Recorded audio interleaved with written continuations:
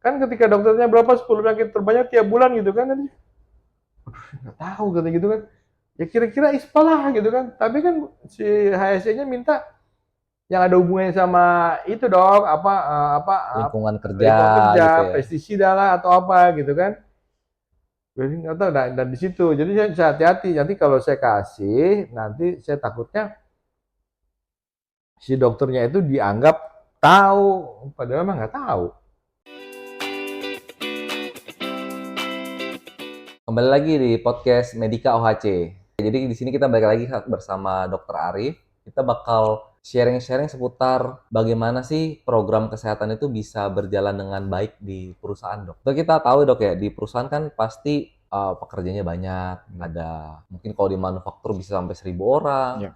atau di perusahaan-perusahaan tertentu bisa sampai 5.000 orang yang padat karya. Nah, itu pastinya kalau podcast-podcast kita sebelumnya tuh kita ngobrolin dokter perusahaan.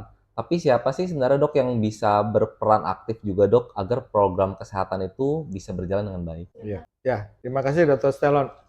Jadi kita kan bicara masalah di dokter perusahaan ya. Betul. Siapa sih sebenarnya partnernya di perusahaan ya?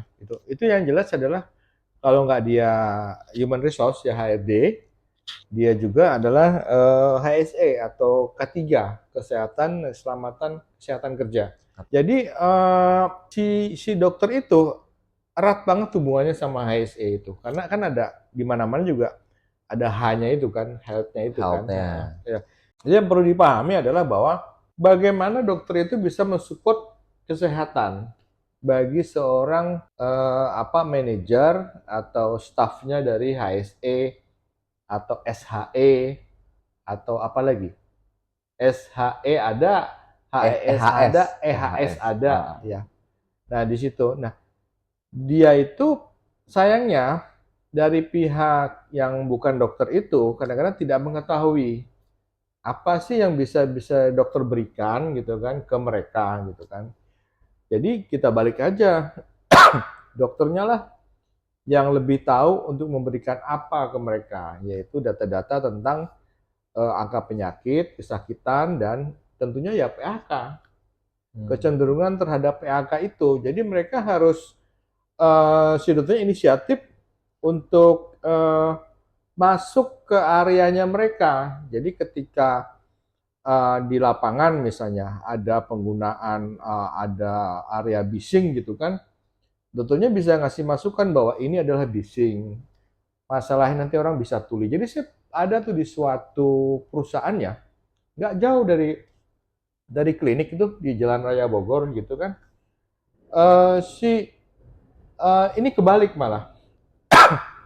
Jadi si HSC-nya itu yang namanya ngurusin kesehatan itu berlebihan.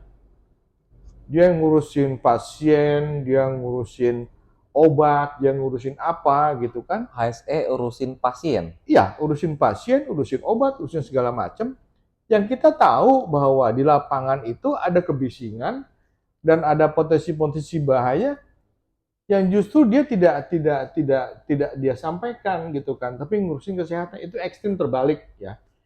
Kalau di tempat yang lain itu HSE malah cenderung nggak begitu paham sama masalah kesehatan, diserahkan ke dokter untuk ngurusin berbagai macam hal gitu kan. Tapi pada satu yang bisa bersinkronisasi itu kalau si dokter sama si HSE itu membicarakan hal yang sama. Biasanya kita pakai patokannya tuh itu loh, Hiradesi apa bacanya apa tuh? Hiradisi ya. Ya Hiradesi lah gitu kan. Di Oke. situ meskipun itu untuk safety, tapi kita bisa masukkan potensi-potensi bahaya yang mungkin timbul dengan memasukkannya pada kolom-kolom hazard ya yang ada di situ. Nah itu aja sih yang kira-kira yang hubungannya kita langsung dengan HSE itu di situ. Oke. Gitu. Nah, ini menarik, Dok, yang dokter sampaikan kan dokter perusahaan ternyata mensupport program-program yang Hmm. ada di HSE. Berarti ini bukan suatu departemen yang terpisah, Dok, ya? Biasanya memang HSE itu berkolaborasi dengan dokter perusahaan seperti itu ya? Ya, Oke. saya punya teman di Medan. Di Medan, telepon saya kan. Dok, waktu saya sama dokter itu, dokter kan support saya tuh di ASE. Sekarang masalahnya dok, temen saya di Medan, Heeh. dia komen juga di video yang kemarin. Dia bilang katanya, gimana ya saya bisa mengajak dokter itu untuk terlibat dalam HC saya karena dia tuh ada di bawah HR katanya. Nah, Saya itu kan terkadang saya kan sering nggak bisa terjadi ya. menjangkau dia yang ada di departemen lain meskipun kepala HR itu teman saya gitu kan dia bisa nyuruh. Tapi saya butuh alasan supaya supaya dia itu bikin semacam KPI lah kegiatan dokter itu untuk dukung HSE, untuk dukung program saya gitu kan. Bisa nggak support? Yang saya pikirin saya bilang, maksudnya saya cari jalan yang smooth lah, yang mudah. Karena gini Pak, saya bilang, eh dokter-dokter itu bukannya nggak mau, tapi dia tidak begitu tahu yang bisa disupport ke Bapak itu apa gitu loh, mau tanya apa gitu kan. Itu satu hal. Satunya lagi, dok saya minta 10 penyakit terbanyak gitu kan, lah dia kagak ngolah data juga, dia kagak pernah mencatat, dia tidak pernah mengisi logbook, dia Hmm, tidak masukin ke sistem. Kan ketika dokternya berapa 10 penyakit terbanyak tiap bulan gitu kan, nanti nggak tahu katanya gitu kan. Ya kira-kira ISPA lah gitu kan. Tapi kan si HSE-nya minta yang ada hubungannya sama itu dong, lingkungan kerja lingkungan kerja, gitu ya. pestisida lah atau apa gitu kan. Jadi nggak tahu dan di situ. Jadi saya hati-hati. Nanti kalau saya kasih, nanti saya takutnya si dokternya itu dianggap tahu, padahal mah nggak tahu. Itu jadi menarik dok. Tadi kan dokter Arif bilang kalau dokter perusahaan itu sebagai support apa namanya SHE atau HSE dalam menjalankan program mereka, mungkin bisa mereka tuh pakai JSA, Job Safety Analysis, atau pakai Hiradisi dok yang tadi dokter sampaikan. Tapi kan pada faktanya di lapangan itu banyak dokter memang yang sering di bawah di departemen SR dan itu emang lazim kayaknya dok Ya. jalan di SR gitu. Itu kenapa kira-kira? Karena sejak zaman dulu yang namanya dokter itu ya pasti di bawah personalia ke human resource kan, ke bawah itu karena ngurusin manusia untuk yang sakit, untuk yang berobat, segala macam itu cocoknya memang di bawah personalia. Tapi dalam perkembangan zaman yang sekarang, ketika dokter itu terlibat dalam pencegahan penyakit, maka dia juga harus berpartisipasi pada kegiatan ketiga itu, Hmm, kesehatan kerja, gitu betul. kan. Nah, bagaimana? Ya, si siapa? Si HR-nya itu, HR-nya itu harus membuka peluang bahwa untuk mengajak dokter itu terlibat dalam dalam HSE, dalam melakukan jasa tadi. Kalau kita kan health risk assessment, ya, Betul. analisis risiko pekerjaan. Nah, di situ ditambahin itu kan. Tapi ya gini, podcast ini kan tujuannya untuk edukasi ya. Mungkin sesuatu yang tidak begitu familiar di lapangan ya, tidak begitu selalu dipahami sama pihak-pihak perusahaan gitu kan. Kita ini saya juga udah belasan tahun juga mau menembus ini tuh memang selalu tidak pernah tidak pernah eh, bisa sesuai untuk kerja dokter itu bagaimana sih dalam hubungannya kecuali memang waktu saya di tambang ya kalau di tambang itu memang memiliki wewenang dan memiliki tugas yang memang khusus tapi saya sebagai kepala dokter Oh, sebagai bukan kepala dokter. sebagai dokter yang nongkrong di site bukan tapi saya Oh, ada di kantor. Nah, di situ saya bisa punya waktu untuk memantau, untuk men-setting siapa yang sakit, siapa yang dirujuk, itu saya bisa di situ. Tapi kalau Anda sebagai dokter yang ada di site, yang nungguin terjadinya kecelakaan, itu memang sulit, gitu kan. hmm, Kalau untuk dokter-dokter yang ada di manufaktur, itu pada waktu ada di Nike, pada waktu ada di Adidas, itu benar itu. Kita hmm. memang bekerja betul-betul sebagai pendukung dari ASE. Malah sebagian perusahaan itu si dokter itu di bawah HSE murni, tidak di bawah HR. Oh, itu lebih bagus berarti dok Ada ya? bagus. Oh, ada yang lebih ekstrim lagi. Dokter itu di bawah marketing. Loh, Iya, kok bisa? karena buyer, pembeli dulu Nike, itu banyak sekali permintaan-permintaan yang sifatnya adalah pemenuhan isu-isu kesehatan di perusahaan. Oh, iya iya iya iya. Daripada ribet nyuruh dokter yang ada di departemen lain, itu dokter ditarik masuk di bawah marketing Untuk menyelesaikan kalau untuk misalnya menyelesaikan ada urusan urusan oh, purchasing atau urusan apa. APD, urusan bahan kimia, itu langsung ke dokternya gitu kan, Hmm, tanpa harus ada gua kan di HR. Oh enggak, lu di bawah marketing. Ada dulu kejadian gitu. jadi sebenarnya itu tujuannya lebih untuk menyelesaikan request klien, Ya, lebih cepat. Istilahnya bayar dulu. buyer ya. Hmm. Oh, I see. Gitu itu beneran tuh kejadian gitu kan. Di bawah Jadi marketing. di bawah. Kalau beberapa lebih cepat lagi dokter, bawa HSE aja biar gampang nyuruhnya. Kalau dia ada di departemen lain, lintas departemen, kamu kan mesti ngomong dulu ke kepalanya kan. Tapi Betul. kalau di bawah Anda, kita bisa susun jadwal, bisa buku rencana kerja semuanya begitu di situ, ya. Jadi kalau misalnya menurut Dokter Arif, memang idealnya itu dokter di bawah SHE dok ya? Ya, Di, idealnya pada suatu industri, di ya. suatu industri, ya. Hmm, hmm. Oke, di bawah HSE.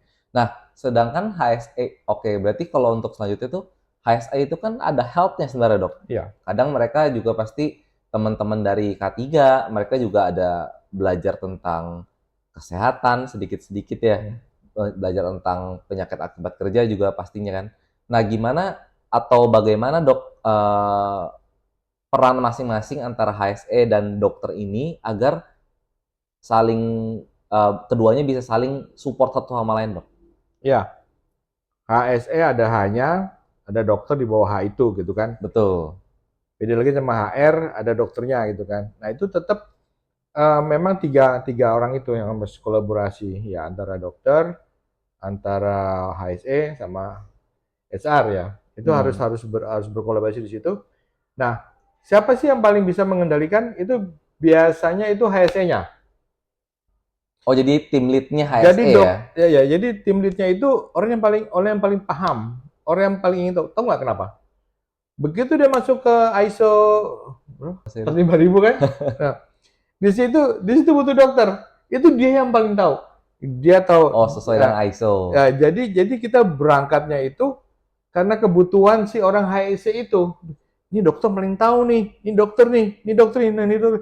Nah, di situ dia yang ngelihat. Nah, si dokternya kalau dia memang tidak bisa, dia tinggal diminta pendapatnya aja atau diminta datanya gitu kan. Tapi yang ngelihat itu si HEC-nya.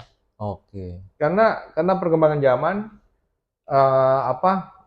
audit segala macam, SMK 3 lah segala macam. Itu HSE yang paling butuhkan data-data itu untuk kepentingan audit kesehatan dan keselamatan kerja serta lingkungan. Oke. Makanya dia yang paling butuh sama dokter. Jadi biasanya idealnya tuh adalah tim lead HSE dok ya. Mm-mm. Nanti sesuai dengan ISO, baru nanti Kelihatan detailnya. detailnya kelihatan. Nanti Mm-mm. ada dokter di situ, itu yang Mm-mm. support gitu. Mm-mm. Oke.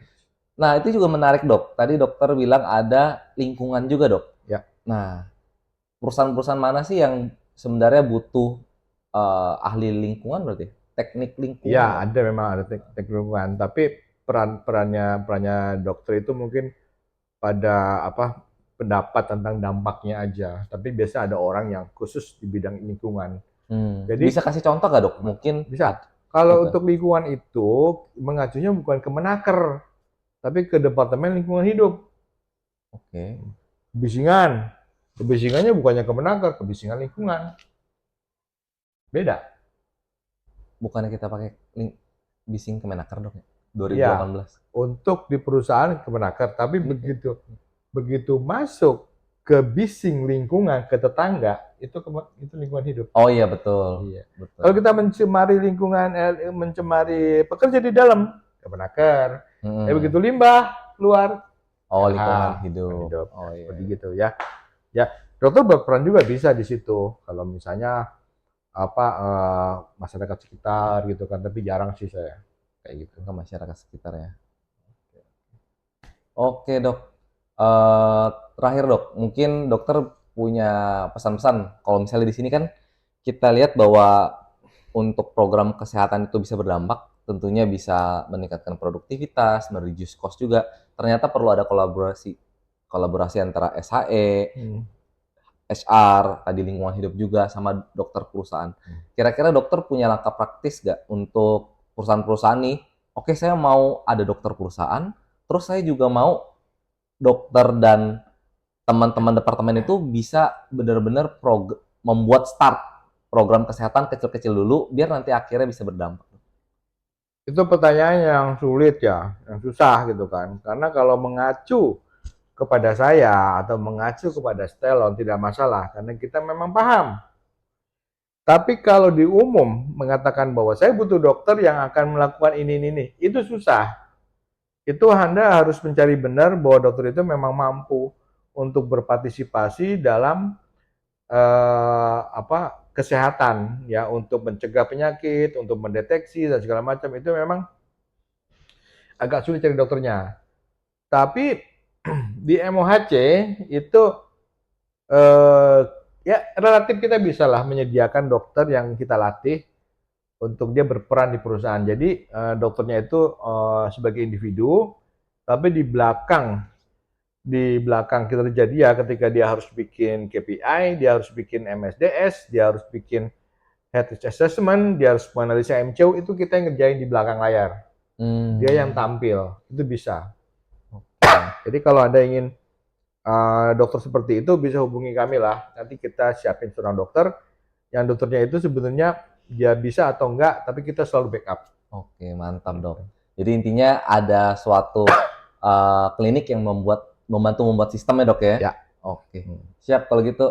Sekali lagi terima kasih dokter Arif. Semoga hal ini bisa bermanfaat dan menambah insight dok ya. Ya. Jadi ternyata harus ada kolaborasi agar bisa program kesehatan berjalan di perusahaan. Oke, sekali lagi sampai ketemu nanti di podcast selanjutnya. Terima kasih. Terima kasih.